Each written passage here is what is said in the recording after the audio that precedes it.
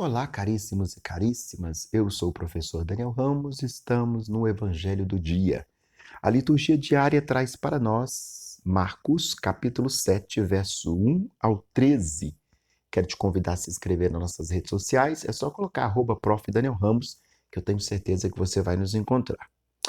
Proclamação dos Evangelhos ou proclamação do Evangelho. Naquele tempo, os fariseus e alguns escribas vindos de Jerusalém reuniram-se em volta de Jesus. Eles viram que alguns dos discípulos de Jesus comiam pão com as mãos impuras, isto é, sem lavar. Porque os fariseus e todos os judeus, observando a tradição dos anciãos, não comem sem lavar cuidadosamente as mãos. Quando voltam da praça, não comem sem se lavar. E há muitas outras coisas que receberam para observar, como lavagem de copos, jarros, vasos de metal e camas. Os fariseus e os escribas perguntaram a Jesus: por que os discípulos não vivem conforme a tradição dos anciãos, mas comem com as mãos impuras?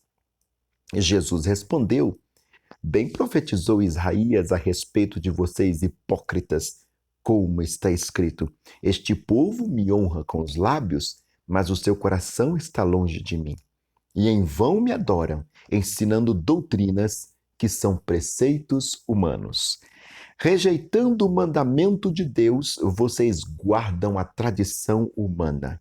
E disse-lhes: vocês sempre encontram uma maneira de rejeitar o mandamento de Deus para guardarem a própria tradição?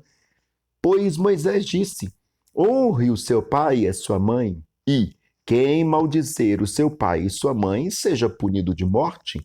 Vocês, porém, dizem que, se alguém dizer ao seu pai e à sua mãe: a ajuda que você poderia receber de mim é corbã, isto é, oferta ao Senhor, então vocês o dispensam de fazer qualquer coisa em favor do seu pai ou da sua mãe, invalidando a palavra de Deus por meio da tradição que vocês mesmos passam de pai para filho, e fazem muitas outras coisas semelhantes.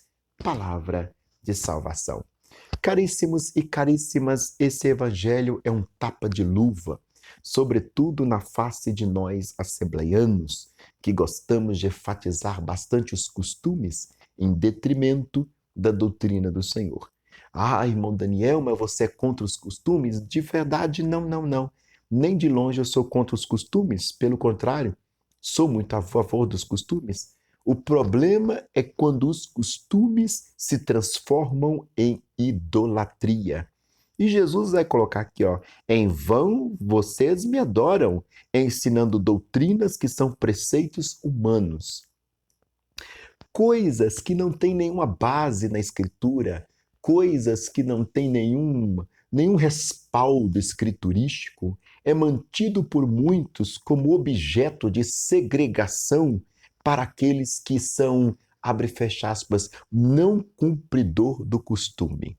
E muita gente, inclusive, vai glorificar pessoas que estão na liderança da igreja já há algum tempo e gostam de enfatizar, né, essas besteiras que não têm outro propósito senão fechar as portas do evangelho para as pessoas.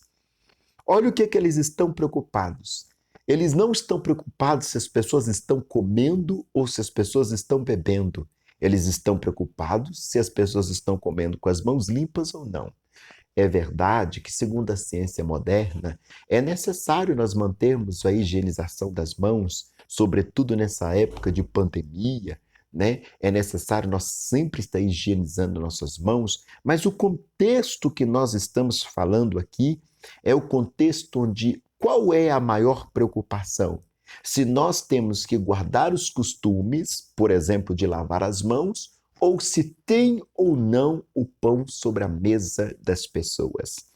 É muito interessante. As pessoas estão sendo alimentadas, mas a preocupação destes tradicionais é fazer com que eles cumpram a tradição de lavar as mãos para comer. Muitas pessoas em nosso meio não estão preocupadas em alimentar as pessoas ou as ovelhas com a verdadeira palavra de Deus, mas estão preocupadas em sustentar velhos paradigmas, velhos preceitos, velhos comportamentos.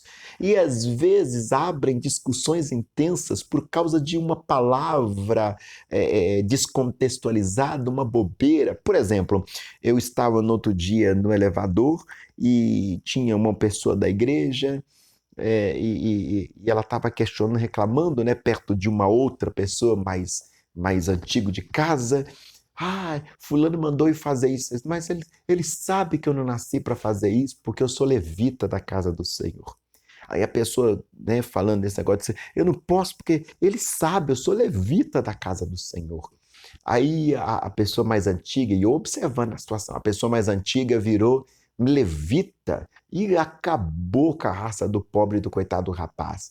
Levita é aquele que faz todas as coisas no templo e não sei o quê. Mas, irmãos, mas foi um auê tão grande, foi uma vaidade, pensa numa coisa terrível. Eu fico observando e falei, gente, que horror, né?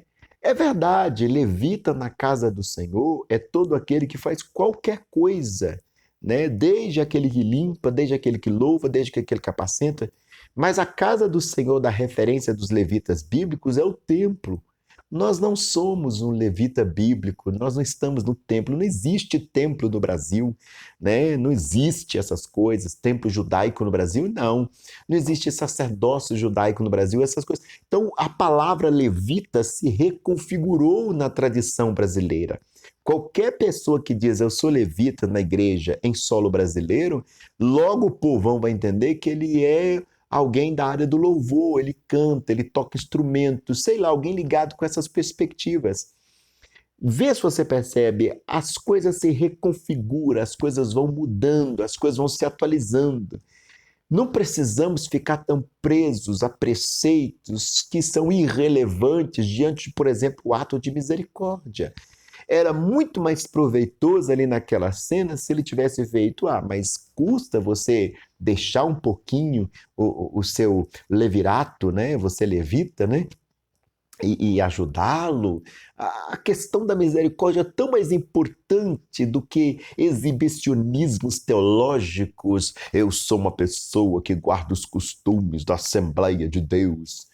Irmãos, o Senhor não está preocupado com sepulcros caiados, Ele está preocupado com pessoas verdadeiramente transformadas. Não adianta ser uma pessoa que guarda o costume, mas não consegue frear a própria língua. Não adianta ser uma pessoa que gosta das vestes masculinas bem definidas, das vestes femininas bem definidas, mas se está usando de sensualidade no meio da igreja. Vê se você percebe o que é doutrina e o que é costumes, tradições.